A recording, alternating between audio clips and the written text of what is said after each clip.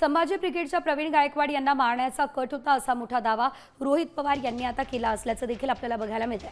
महत्त्वाचा मुद्दा म्हणजे आरोपी दीपक काटे भाजप कार्यकर्ता असून त्यांच्याकडे बंदूक असल्याचं त्यांनी म्हटलंय। एसआयटी स्थापन करून चौकशी करा ही मागणी त्यांची आहे। गायकवाड यांच्यावरील हल्ल्याचा निषेध करण्यासाठी रोहित पवार विधिमंडळामध्ये काळा ड्रेस परिधान करून आलेले।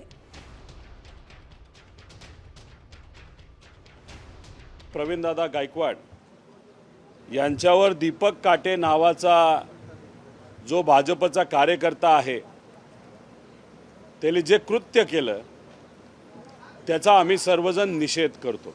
या झुंडाशाहीच्या लोकांनी या दीपक काटेली या भाजपच्या कार्यकर्त्यांनी पदाधिकाऱ्यांनी प्रवीण दादांना परत एकदा रस्त्यावर आणलं। परत कुठेतरी त्यांना कदाचित आपल्याला म्हणावं लागेल हा त्यांना मारण्याचा कट होता।